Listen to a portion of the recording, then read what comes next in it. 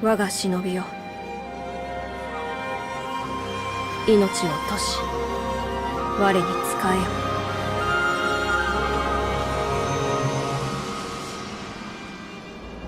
御意。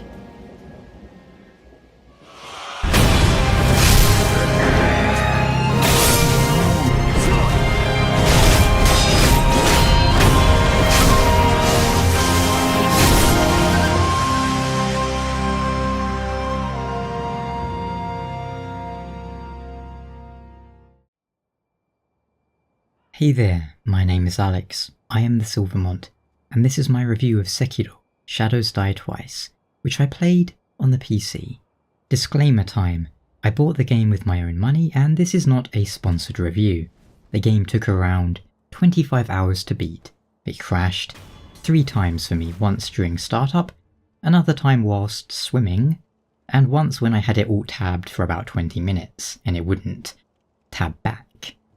I will endeavour to keep this review spoiler free by only showing areas and enemies from the first 2 hours of the game. So, what is Shadows Die Twice? It's an action game set in 16th century Japan, wherein you play as the character Wolf or Sekiro, a shinobi. In essence, you are the bodyguard of a young lord who has been spirited away, and it is your task to retrieve him following the shinobi code. The game is set in a semi-open world similar to Dark Souls or Bloodborne, and you will acquire new items, skills and the like to aid you on your journey. The game's length will depend on how long you get stuck at various points of course, but I would say 15 to 30 hours is the ballpark most people will be getting in their first playthrough. So, how does it play? Dark Souls and Bloodborne would be the nearest comparison, as Sekiro is a sort of spiritual successor that shares the same skeleton or framework as those games. It has the equivalent of bonfires, Estus flasks, and such. You rest at idols that respawn enemies, and you can teleport freely between them. You will find items that you give to a certain character that increase the charges of your healing gourd, aka your Estus flask. And in general, the progression of the game is very similar to Bloodborne, which was centered around Yharnam City and its surrounding areas. Sekiro is centered around Ashina Castle and the landscapes nearby. The combat behaves in a suitably different way from Bloodborne and Dark Souls, however, and whilst it's quite unlike anything I've played before, there are times where it reminds me of For Honor or even the older Jedi Knight games. There is a rhythm to the combat that is quite hard to demonstrate even in video or explain. But in essence, the combat comes down to your attack button and your defend button. You can block attacks with the left bumper or L1 on PS4, and if you time it just before the attack lands, you will deflect the attack. Whilst there is no stamina, you instead have posture, which is similar. You can attack forever, you can sprint forever. If you block an attack, you will suffer posture damage. If you deflect an attack, you won't suffer posture damage. When posture is broken, your enemy is left open for a death blow, a critical attack. So in a sense, combat often comes down less about attacking to reduce your enemy's health and more about breaking their posture. Of course, you could play it in theory like Dark Souls where you just try and avoid attacks and then attack and chip away at their health bar, but that's generally not the better way to go about it, as it's going to make every battle take 50 hours to complete. You can defeat a boss simply by deflecting all of their attacks and then landing a critical once their posture has been broken. Overall, it is similar, but different enough to Souls. Of course you can dodge, which does have iframes, but it doesn't gain you any real advantage, as you're not going to do any posture damage by dodging. Whilst Wolf primarily uses his katana and no other weapons, your variety comes from his prosthetic arm, which you can equip with a variety of different tools, a spear, an axe, kunai that you shoot out, and so forth. There aren't a huge number of tools, but for the most part, they feel distinct in their uses, and can likewise be upgraded to enhance them. You can equip 3 of them at a time that you swap between with the button press. To compare with another game that came out very recently and has something similar, they don't really work quite as well as the Devil Breakers in Devil May Cry 5. For example, they aren't game changers. They are quite, how to put it, if an enemy is jumping around, you will use the kunai. If the enemy is an animal, you will use the firecracker. They aren't a playstyle in on themselves, they are more like special abilities that you use in certain circumstances. Whereas the Devil Breakers allowed for more free-form combat and changing of your playstyle in general. The prosthetic arms are closer to a rock-paper-scissors system, although not quite as binary as that. There are no different outfits or armor options in the game. You are going to wear what you're wearing at the beginning of the game the whole way through, just like, say, Ninja Gaiden or Devil May Cry, and there are no unlockable outfits at the moment. Whilst there is no traditional level up system like what you might find in role-playing games, you can increase your health and attack. The former through finding rare items known as prayer beads, and the latter by contemplating memories of the bosses you have fought thus far, which in essence means you get an item from most bosses which you can consume to enhance your attack. There are also skills. As you defeat enemies, you will obtain experience. Gain enough experience and you get a skill point, which you can use to unlock something from various skill trees. These can be passive effects such as moving quieter or healing for more, or these can be active combat arts which can be equipped one at a time to give you a special attack, such as a rapid hitting combo or one big overhead strike. Another new aspect, if you're coming at this from a Souls perspective, would be the ability to jump. This can obviously be used in the world to traverse, but also in combat. Jumping over attacks is something important to learn, as it's a very good way of avoiding them, often encouraged, especially as you can Mario stomp enemies on the head to break their posture after they try and sweep you. Along with jumping, you have the option to grapple onto objects in the environment, and in limited ways in combat. Whilst at times it is a little baffling because Wolf will refuse to jump onto and grab or grapple onto things that he clearly could, it's overall a good addition. Adding verticality is nice, and it segues nicely into the next thing to discuss: stealth. This plays an extremely small role in Sekiro, but it's worth noting. You can sneak and hide. There is long grass and the like that you can walk through. Aside from one segment at the very beginning of the game, it is never required or even necessarily rewarded. You can avoid enemies, but there's no need to sneak past them. You can simply run past them as they'll lose interest in you after about 20 yards.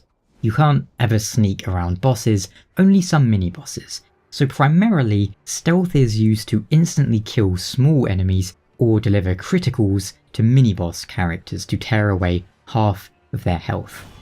You are never really encouraged to avoid detection by enemies, and the game never overemphasizes the stealth aspects of it. Stealth plays no role in any boss fights in the entire game. Then there's the death and revival mechanics to speak of. When you die in Sekiro, you have the ability to resurrect exactly where you fell to continue the fight, maybe even getting the drop on enemies who thought you gone and turned their back and started walking away. You can do this a limited number of times with a cooldown in between. Once you die again, you're sent back to the last checkpoint. You can also choose to manually die and not revive. Enemies respawn during this, and you will lose half of the money you are holding on your person, as well as half of your experience towards the next skill point. What does this mean? Well, when you anticipate a boss or something that's going to be killing you a lot, you should get rid of your money and get your EXP bar filled up. Fortunately, as well as the coins you obtain from enemies, you can buy bags of money from merchants. These are not lost during death. So what I would do is, if I saw a boss room, I would go and spend my money on bags of money, which I wouldn't lose, or otherwise just spend the money on upgrades or items and such. Likewise, as you die more and more in Sekiro, you have to contend with dragon rot. I'm not 100% sure on how this works, but I believe every time you die, you increase an invisible dragon rot meter. I'm not sure if reviving on the spot prevents this or increases it, but either way, once you die enough, NPCs will start getting sick. I do not believe they will ever die, but I could be wrong. All I experienced is more and more NPCs gradually getting sick from dragon rot, which means you can't progress their quests until you heal them. You can talk to them, but they'll be coughing up blood and such. Whilst I found this mechanic frustrating at times, as it felt like the game was punishing me for trying to learn bosses. And it's like, okay, I just lost to a boss and now I have the game telling me you suck so much that this NPC is sick. It's like, way to kick me when I'm down, you know? I do not believe, ultimately, it has any real impact on anything important, such as endings to the game or permanent consequences. The solution to curing the dragon rot is frequent enough that I had like 7 or 8 of them left over when I finished the game. Ultimately, it just seems to reduce a stat known as Unseen Aid, which means you have a percentage chance after dying to not lose anything, not lose any money or any EXP. Again, I could be wrong, but I never witnessed any NPCs dying of dragon rot. Even so, were it up to me, I would make it so dragon rot only increases if you revive after dying, revive on the spot, and then die again. That way would make it more of a risk-reward situation, wherein, do I want to revive here? If I risk dying again, I'll get some dragon rot. But that's just how I would do it. How about the big one then? Boss fights. Well, once again, I'm going to draw the comparison with the Souls franchise, one that has, mysteriously to me, had a reputation for being super hard, the hardest game ever, for some reason. I never found Dark Souls very hard, not because I am a pro expert or anything like that, but because I have eyes and I wouldn't run into a blatant trap and then die and proceed to write up an article about it. To me, Dark Souls was just a game that treated its audience with a little respect and didn't handhold them. You could still steamroll the game. And now we have Sekiro, which is a hard game, in a sense. Bosses are faster and hit harder than ever before. They often have surprises up their sleeve to catch you off guard. The bosses can be brutal when you first fight them, but once you learn their moves, you start to get the hang of it, and it's quite satisfying. To give you an example, I fought one boss, and he immediately destroyed me within 2 or 3 seconds. A few attempts later, I was able to get him to phase 2, then phase 3, and then I'd win. What starts off seeming impossible quickly becomes possible with a bit of practice. I don't think any of the bosses ever cross the line to being badly designed or just plain unfair, even if there were times I would swear at Genichiro for being able to pull his bow from his back and shoot me in the span of like 20 frames. That is quite a feat, both his freakish speed and the bosses feeling this well designed. See, I feel like every game From have put out in the last 10 years has had at least one badly designed boss, whether it's Bed of Chaos being garbage, or a boss just having bad hitboxes or a confusing design. The nearest I can think of to that in Sekiro would be an early mini-boss that just doesn't feel good to fight. If you're wondering which mini-boss I'm talking about, it is the one directly after the first boss. That is quite beastly in nature, shall we say. There aren't a huge number of bosses in Sekiro, but I would take quality over quantity any day of the week. There's also a rather nice selection of mini-bosses. These are strong enemies who can often be avoided, but will reward you with a good item such as health increasing prayer bead upon their defeat. Some of them are extremely tough despite being mini-bosses. Near the end of the game, for example, you are faced with a powerful spear-using mini-boss who is also accompanied with a minion who uses a large two-handed katana in a small enclosed space. Their backs are to each other, so you can't get any surprise attacks. This just made crushing them all the more satisfying. Even if I could have just walked past them, we can't suffer any enemies to live. Overall, if we are comparing Sekiro with Souls, the bosses are the biggest improvement, although some of them start getting close to, come on, do we really need this many health bars territory? But none of them ever felt tedious to me. Not like, say, Dark Eater Midir, who has 16,000 health and he never changes it up during the whole fight. It's just a slog. It's not all that hard, it's just tedious.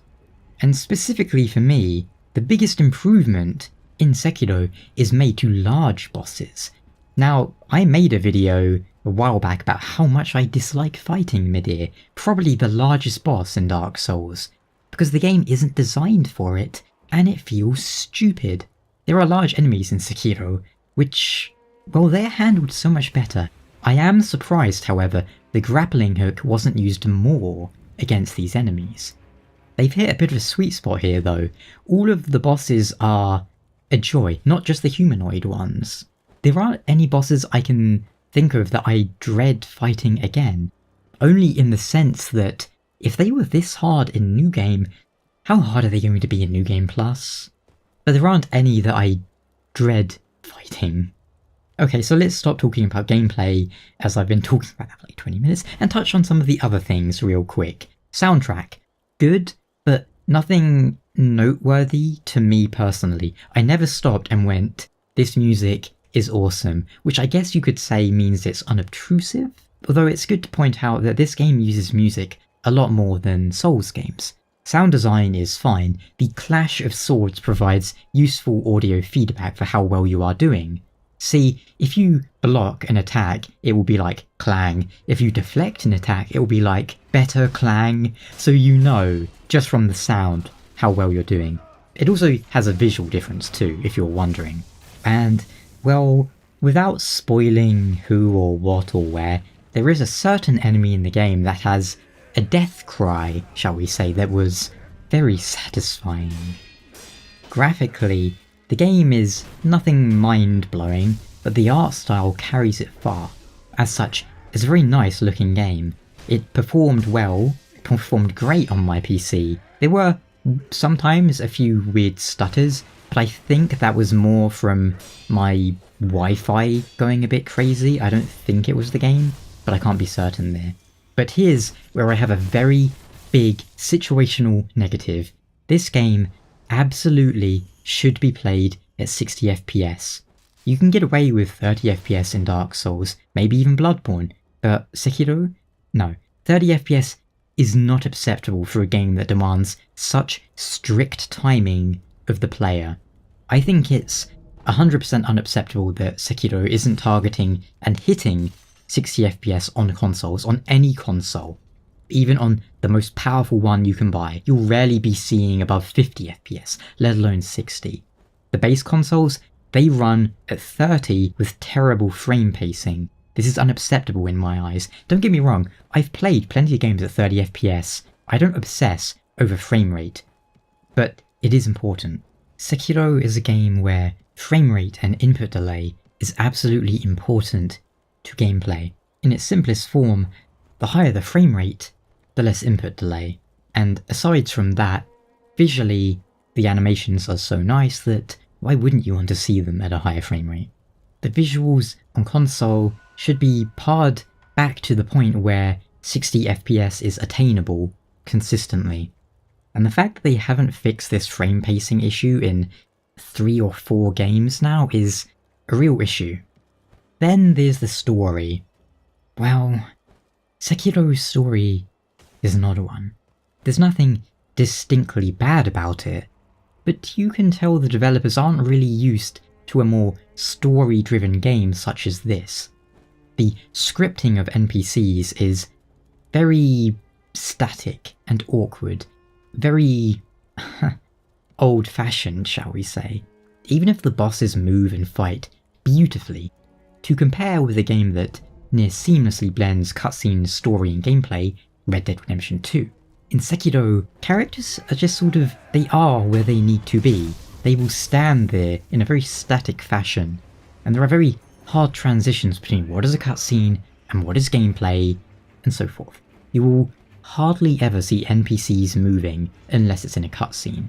There's a few points in the game where it fades to black rather than have them need to animate something that presumably is hard to animate.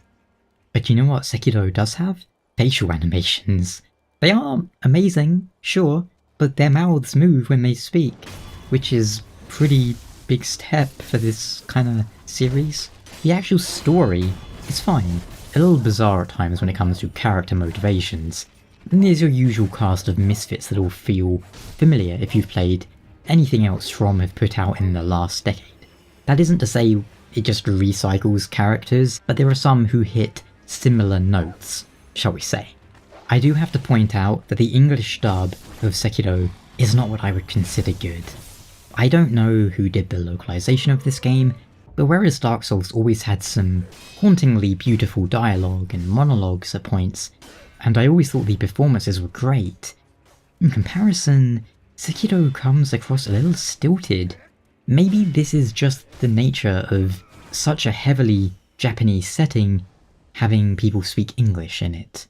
The game does come with Japanese audio, it defaults to Japanese audio, and I would suggest playing it in that. Some of the translations are a little baffling, even if we ignore the English voice acting, which personally I think is not very good.